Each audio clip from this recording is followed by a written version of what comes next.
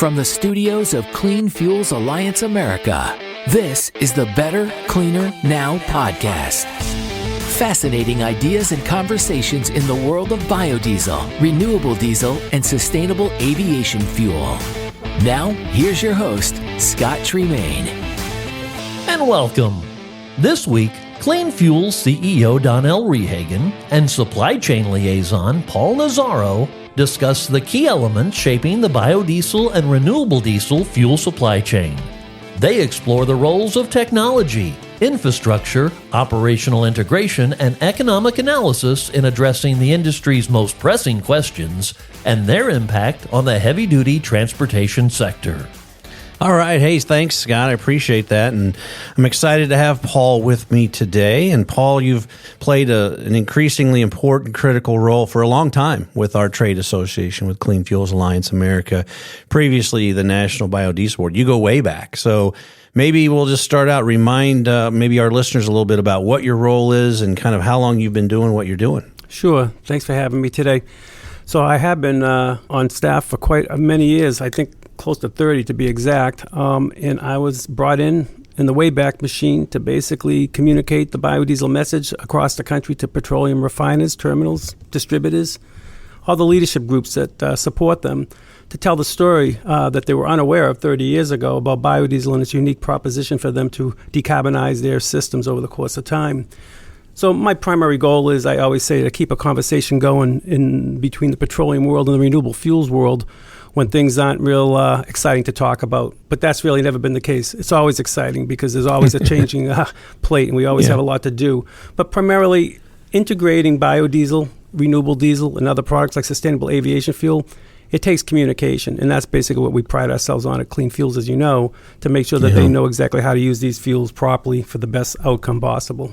Well, and that is an important role of our trade association, especially if you go back 30 years ago when we were just getting to the point of starting to produce some of these fuels. And again, fuels that nobody had heard about. It's a different day and age today, Paul, as you know, with biodiesel, renewable diesel, now sustainable aviation fuel, the whole push to decarbonize. So the awareness of our fuels is much different. So you definitely were a pioneer and a trendsetter back then of probably introducing brand new concepts to people that hadn't heard anything about those before. Yeah, absolutely. Way back, we were talking about moving biodiesel in 5-gallon pails to transit associations to have them identify the positive attributes of the fuel. Today, we're bringing rail cars and shiploads of product all the way around the country to feed the LCFS markets on the West Coast, the bioheat market on the Eastern Seaboard, obviously mandates like Minnesota, Illinois, etc. So the diversity of the campaign has changed dramatically. Yeah, and so that kind of leads us into one of the things we wanted to talk about here today. That communication, that education continues, and one of the formats it's taken over the last several years, and I think this was your idea, if I remember correctly, was our XBX seminars. And so we have one of those coming up shortly here in the middle of August, and there's still time, by the way, for our listeners to sign up and register if that's something that they would like to attend. But we're offering a couple of those coming up here on the East Coast. So, Paul, why don't you tell us a little bit about what you have in mind for those? Absolutely. Quite excited about XBX. And XBX was an idea that was germinated from someone that's traveled around the country for your organization, as you know. You can always get an invitation to talk about biodiesel or any of our fuels. Normally, those invitations have you fly across the country for 25 to 30-minute speaking session. So I do remember approaching you, asking for permission to create our own program so we can have our time, our location to tell our story on our terms. So XBX was initially exploring biodiesel, the ins and the outs. Yeah. It's morphed to exploring biofuels now because of our reach into the renewable diesel and sustainable aviation markets as well. The core of it is always about educating. But this particular one's quite unique because we are now integrating rail, marine, and sustainable aviation fuels with transportation and heating. So this audience, which is growing every single day, is exciting because it's not just petroleum distributors. We have policy people. We have marine people coming off boats. We have rail industry leadership. We have a complexion of people in this group that's going to make the conversation totally different than sitting around between renewable industry and the biodiesel industry. Now we have the end user in the room as well. So they're going to see live, real time, what we've done collectively as two entities or two industry groups to bring low-carbon liquid fuels to them ratably, competitively, and on spec, which is the primary goal of our organization, to deliver those fuels everywhere and anywhere on spec. Well, you mentioned earlier having been involved in this education process and this advocacy for our fuels, this process for 30 years. I'm entering my 20th year. I'm finishing up my 20th year as well. Yeah, but you've been at it a lot longer than that. But we definitely find ourselves in a different position today than we did even 5 years ago in this industry. I mean, I would argue, having been around it a while, welcome your insight on this, but I think our industry has changed more in the last 5 years than it did in the first 25 years.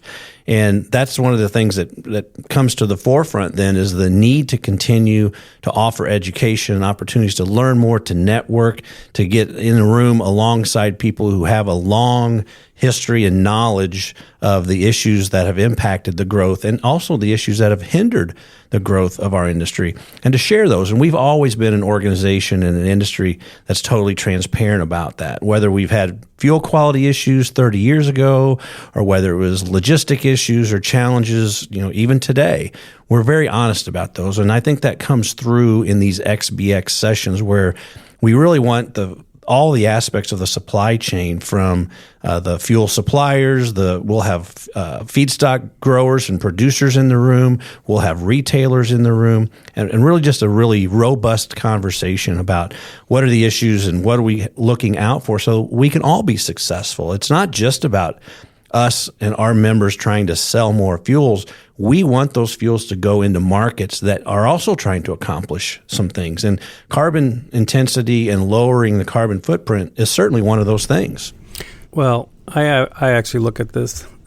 It's real time all the time. If you're not in that room or in the venue talking about the changes that have occurred in the last 25 minutes, you're already historically, on the shelf. An example of that was a recent call we had with a large Port Authority leader. When we called them to talk about educating them about biodiesel, they wanted nothing to do with it. And I asked, why is that? Well, renewable diesel. Got to go to renewable diesel. Please be more specific. Had a lot of problems 10 years ago when we tried this stuff. I hear that a lot traveling around the country. An experience they had a decade ago is leading a decision today on what they're going to decarbonize with. You basically have to be out in front of this all the time, because the last person in, if it's a good story, you're a winner. If it's a bad story, you're a loser. So you hit the nail on the head. Everything's changed. By the time we end this podcast, other things are going to change. So I think this is why I'm stuck here for 30 years, stuck in a good place, because I'm given the privilege to keep the story going in a positive trajectory. So yeah, I mean, change it's everywhere and anywhere. Well, you mentioned some of our newest emerging and growing markets, rail and marine particularly. We've been in the on-road market, big heavy-duty trucks for a long time, for decades. We've been in heating oil industry as bioheat for a couple of decades as well. But the real push now is in all of those markets. They're all now approaching our fuels as a liquid fuel solution to decarbonization. If you went back, 5, 10, 15 years ago, that was not so much the goal of fleets or users of our fuels. They may have been looking at it as, maybe I can save a little bit of money if I blend some biodiesel, or maybe I'm doing a nice thing for agriculture. Those may have been the bigger reasons, but now we're seeing, particularly in rail and marine as an example, and heating oil, if you want to decarbonize and you've got existing engines, infrastructure, and you want to just be able to use what you already have, we are that solution. And I think that's probably one of the messages that XBX will help to drive home as well. Absolutely. XBX is designed now to bring all the same demand users, the demand users meaning here's the marine, here's the rail, mining, we didn't even talk about mining, transportation and heating oil and aviation fuel. If you do the basic math, there's substantial gallons to be replaced there. You know what the numbers are. I mean, at this point in time, feedstock capabilities going to 2030, 2040. The question begets itself, who's going to get these molecules? No longer, you and I talk about this all the time, We gave the heating oil industry a major league head start, some 2 decades actually, and much to their chagrin, they're on board now, but it took us a long time to bring them along, and now they have to compete for those molecules against all significant players, marine, rail, I mean, these numbers are mind-boggling. So it's really going to take, what I tell people on my tour now, you need to have an intelligent conversation with your fuel jobbers. You need to tell them how much distillate fuel you have, how much you wish to displace, where you want to displace it. And you need to have these producer and marketing groups on the biodiesel, renewable diesel side, SAF side, to go do the math, find the supply, and put the deal together. Because if you're not putting deals together and making commitments, there's a fair net result of you're not going to have it when you need it. That's where we are right now. This is not going to be a just-in-time inventory situation. This is going to be a situation, the one that plans will be the one that has the ability to decarbonize. Well, I think the competition, you're exactly right. The competition for our fuels is just getting underway. I mean, if anyone wants to question the rail industry as an example of like, are they really committed to those fuels? I mean, they've never been before. You know, what's changed? Well, obviously, decarbonization has become a goal of all of them. And that when you start looking at locomotives as an example, you know, these locomotives are multi-million-dollar machines. They're in service for 40 to 50 years. So any sort of substantial turnover of their diesel fleet is going to be decades and decades in the works. And so they're now seeing our fuels as something they can simply quit buying diesel fuel and start buying biodiesel or renewable diesel, and their carbon footprint literally changes overnight. And so they're very serious about it. They're serious to the extent that two of the major Class 1 railroads have joined Clean Fuels Alliance America. Mm-hmm. And we would not have necessarily seen that coming. We welcome this, by the way. It's exciting for us, and I think it's exciting for them. But they're wanting to be part of the conversation about how this is going to work, become more knowledgeable. Where are these fuels produced? What are the feedstocks? Where do they come from?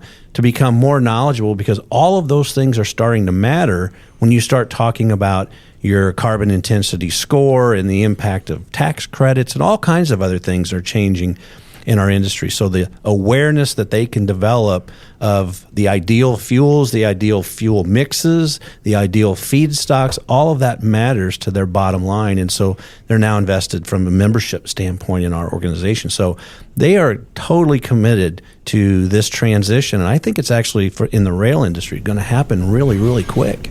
Right. You're going to need it all. I keep saying that when I go into venues and you have someone really rooting for one feedstock versus another feedstock, or one finished fuel versus another finished fuel. I try to express, and I think I sent you a communication earlier today, these are perfect dance partners, these fuels. You can mix and match them. You can use and leverage them all to reduce carbon. You don't have to make a choice for one singular one. And if you're dealing with the right fuel wholesalers and terminal operators, believe me, they have the capabilities of storing, blending, and deploying multiple mixes.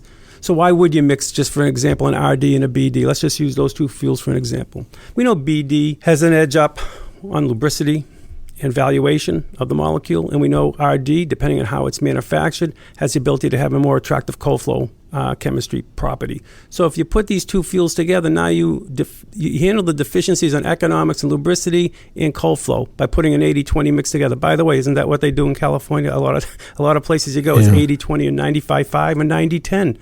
So I don't want one or the other. It's all the above. I think that's something that someone asked me, so what am I going to learn when I come to XBX? That you don't have to make a choice. It's not picking one over the other. We're not picking winners or losers. The consumer, the end user will make that decision what they want. But I do think it's like a realtor when you go into a big warehouse and you're going to build a new space for yourself. We will build to suit. And I think that's how this industry is going to be. We will give you what you need, depending on where you need it and when you need it. You just spoke a little bit about what you're going to learn coming to an XBX, but who would you recommend to be kind of your ideal person who ought to be looking into this? And by the way, before you answer that, I mean, our first XBX session is coming up here on August 21st, right there in Boston, Massachusetts. And if anybody listening wants more information about those sessions, you can go to exploringbiofuels.com. exploringbiofuels.com. And there'll be information there about the XBX session. Again, our first one's August 21st in Boston, and then you're following that up with a October 15th session in Lancaster, Pennsylvania. So back to my question, for those seminars. And by the way, they're free. We're not trying to siphon any money off of anybody. We just simply want to share some really good, up-to-date, timely information. So check that out. But who would be your ideal candidates to be coming to sessions like that? So because we've shuffled the deck, in the past it's been petroleum distributors, middle managers normally, all the way to the technicians and the service managers. Because at that point in time, we're building momentum and how we've overcome challenges to make a fuel fit for purpose. We don't have to answer that question, this is my opinion, any longer. We're fit for purpose. We've gone through the due diligence on technical attributes. So the new generation visitor, I believe, just looking at the registration list in front of me, we have people from all the sectors I've just mentioned: rail, marine, transportation, sustainable aviation fuel, home heat, obviously. Their leaders, VPs, general managers, midstream managers coming. These are the decision makers. So we're going to help them understand how to have that conversation with one another to get to the end zone and basically get this product to them. So I would say supply chain, schedulers, traders. We have several laboratories that actually evaluate fuels. One of them is actually a BQ 9000 lab program. They're part of our team. Not our team, but a BQ 9000 lab. So in the aviation side, we're going to have discussions on that. So really, the easiest thing to say, if you're a buyer, a seller, or a consumer of these fuels, you should be in the room. It's a win-win proposition. I just want to pick up one thing. When you use the word free, sometimes that devalues this.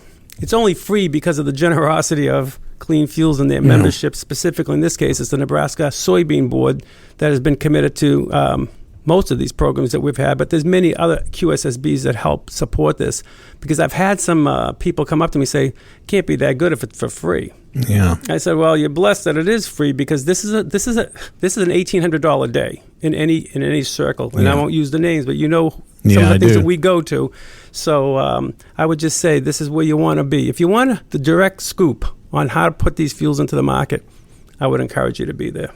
Yeah, and you're exactly right. I mean, our friends at Nebraska Soybean Board have been longtime supporters of our industry, and particularly its build out in the Northeast with BioHeat and others, and they've continued to extend that gracious attitude towards us in these events. And so because of them, we are able to offer such a high quality event for free. I think I snuck a peek at the registration list for your August 21st session.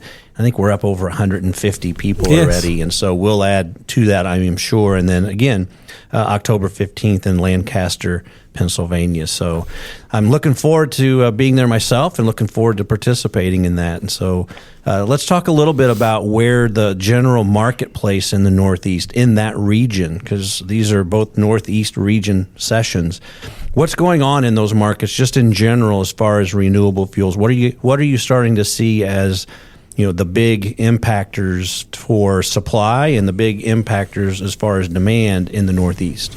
So right off the bat, obviously the home heating oil sector is the big demand play. That sector there, it's a 3.2 billion gallon distillate market, which we're chipping away at. So I would say a large amount of the volume for biodiesel specifically will be coming into blending into heating oil. However, the clean heat standard is now being promulgated, if that's the right term. Steve Dodge, our regulatory director there in the Northeast, is working on that with Michael Ferranti, the president of MEMA, Massachusetts Energy Marketers Association. So that's working its way through. Here's the deal. Once the heating oil industry clicks, sometimes it's like the tail that wags the dog. If this goes full stream into heating oil, they're going to be using it in their saddle tanks. You can't take a low-carbon liquid fuel called BioHeat to a home using a fossil fuel in the saddle tank to power the fossil fuel truck. So I think what's going to happen in New England, besides the truck stops that would use it for arbitrage purposes, the heating oil will lead the demand. That's where the bulk of the fuel would be. So in the Northeast right now, heating oil leads the demand proposition, I would say there. There is some talk about LCFSs and stuff like that. I'm going to use the PepsiCo's narrative from the conference last year. When someone asked them, why are you using B100 in, say, 300 tractors? Well, why? And they said, I quote, we're not looking for perfection, we're looking for progress. Yeah. And that's what I'm looking for. I'm focused on getting people to get involved with it, but heating oil is definitely going to lead the demand. Now, you do understand the East Coast is on the Atlantic Ocean, and you know what that means. It's imports. And you're in a very unpredictable situation moving into the end of the season, right? The biodiesel tax credit possibly goes to the side. Well, better than possible. You have the clean fuels production credit based on feedstock carbon intensity. Where will the RINs be? How will they shape up? How's this small refining exemption going to impact RINs valuations? How will it impact imports? So I just rambled 4 or 5 points that are concerning a lot of people that handle fuels. They're nervous, not just about biodiesel, but fuels in general and supply. And now we have more international unrest right at our doorsteps. You talk about not being static. We're in perpetual motion globally. But just from our little corridor on renewables, those are a lot of unanswered questions. No one wants to do forward deals. So if there's a petroleum distributor listen to this podcast, they know what I'm talking about. They don't want to book deals into January and February because they're going to be naked. And now you have homeowners, and I know many of them that use bioheat, 30% blends and 50% blends in to their local fuel dealers. Well, what's my futures price going to be for next year? I want to commit now. You sold me on this terrific product. Mrs. Jones, Mr. Jones, I can't give you the price because I don't know what my basis is. I can't build that price. No one wants to hear about this. They want to go to the beach and know that their petroleum or their bioheat blend petroleum fuel is all set and ready to go. Unrest creates turmoil. So the best thing I can tell you about the Eastern Seaboard, it's bright, but you got a lot of hurdles to jump through. But we've been jumping through hurdles for my 3 decades, just different type of hurdles and scales, you know. This is the Better, Cleaner, Now podcast. Fascinating ideas and conversations in the world of biodiesel, renewable diesel, and sustainable aviation fuel. Well, hey, I'm Donnell Rehagen. I'm CEO of Clean Fuels Alliance America, and today we're speaking with Paul Nazzaro. So, Paul, we were just talking a little bit about the heating oil kind of being the lead dog, so to speak, in the Northeast, and that market is 4 billion gallons a year-ish. Does that sound about right still? Yeah, residential gallons would equate to about 4 billion gallons in 22 states. Yeah. But 3.2 billion gallons in the New England Mid-Atlantic region. So you can see where most of the heating oil is. So that's a major demand pull. I mean, when you look at our industry, biodiesel, renewable diesel, sustainable aviation fuel in the United States, and again, not all of this is produced in the United States. There are imports. We do have some exports of our fuels as well.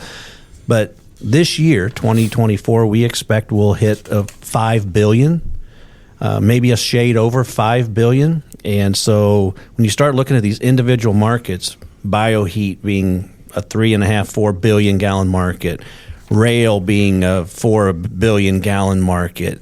You mentioned earlier the low carbon fuel standard in California. California on-road is about a 4 billion gallon market. So it goes back to what we were talking about earlier in the episode, where the competition for these fuels is going to get intense if it's not already intense. And as everybody looks to these liquid renewable fuels for their decarbonization strategy, they're going to have to kind of get on it if they want to find partners who are going to be able to make sure that they're getting the supply of those fuels whenever they need them. And I know that's something more we'll talk about at these XBX sessions. Yes. I'd like to just expend a few seconds more on that XBX, the model itself. So not only has it changed in terminology, it's no longer exploring biodiesel, it's exploring biofuels to capture them all. But when we put this together, we're here to resolve or address what we believe, what are the 4 pillars of a successful energy transition. So just to give you a little taste of some of the people we're putting on these panels, our first panel is going to be moderated by our technical director, Scott Fenwick. We've brought in, many people are invited, but because of vacations, this, that, and other, some people are going to say, well, why didn't you pick this one or this one? But we're represented by, we'll have 3 biodiesel suppliers, producers in that room, Colmar and Hero BX, REG Chevron, which will probably touch base on RD as well. And technologically, there's not just a production size, but what are the equipment manufacturers doing to accommodate these fuels? So we brought Chris Miller in, the Senior Director of Services and Project Management for Wabtec, who is very substantial on that side of the business.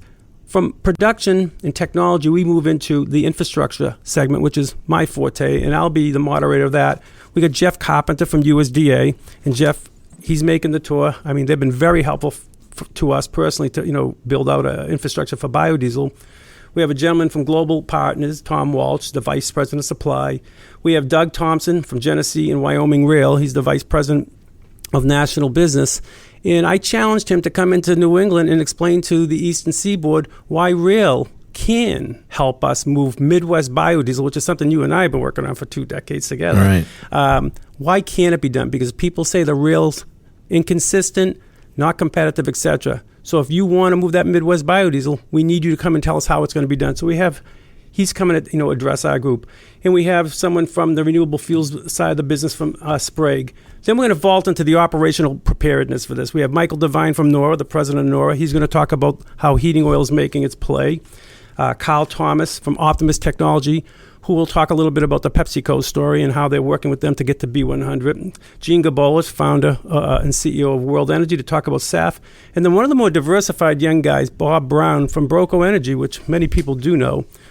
This guy's done unbelievable things with infrastructure, from rail, transportation, delivering to homes, corporations, ships. This guy's all about diversity. Then the billion-dollar question is, how do you monetize all this stuff? We talked about technology, we talked about infrastructure, we talked about facing the customer. Now we're going to talk about how do you pay for all this. And we got one of the best, Alan Weber, coming in to talk about feedstocks and how feedstocks are going to be leveraged to monetize this transition. Corey Ann Wynn, director of our state regulatory department. Dr. Jenny Frank from NORA, talking about the time value of carbon. And then Joe Uguletto, who is the son of Charlie Uguletto, one of the biggest bioheat advocates that does a B50 to some 14,000 accounts. Joe's specialty has been the APS program in Massachusetts and the Clean Heat Standard. These 4 people should be able to wrap this whole thing up in a tidy bundle to show us how this transition is going to evolve and how economically it will take off. That's a pretty action-packed schedule. 4 panels, very concise and to the point, no laborious, long-winded speeches, and then total interaction. We will make sure that this crowd interacts. It's an amphitheater style at the aquarium in Boston. It's unbelievable. It's really going to be a great event. Well, that sounds like 2, if not 3 days worth of conference, and you're going to pack all of that into one day. So again, for anybody wanting to attend, you can look more information on that and even sign up going to exploringbiofuels.com. And yeah, all in one day. It's a very complicated industry, and as we talked about, it's changed a lot in the last several years. Just in what you spoke about there with who's coming to present, you talked about 4 or 5 different policies that are affecting individual states, right. The nation in general. When you talk about the tax credit, and so understanding how all of those impactors are and what they're doing at the moment and what the outlook for them is, because you talked about earlier how our longtime blenders tax credit that our industry has enjoyed for over 20 years is changing come January 1st. Throw out the old, in with the new. And as you mentioned, it's going to be based on carbon intensity of the finished fuel, which is impacted by the carbon intensity of each of the feedstocks. So it becomes a little bit of a science homework assignment as well as a financial homework assignment when you're talking about how the tax credit is going to look for our fuels going forward. Again, those are things that we will be able to explore more fully and help people explain. The more they understand those, the better they're going to be able to make good decisions for themselves. As far as fuels and volumes of fuels and how and where they're going to place those fuels. It is a tremendous amount of information to put on a plate for a 9 a.m. to 4 p.m. session. We're going to have a breakout little reception following that to keep them together to have additional discussion with those that are really serious about decarbonizing. But I'll say this, it was never meant to answer every question on site. I said earlier, what do?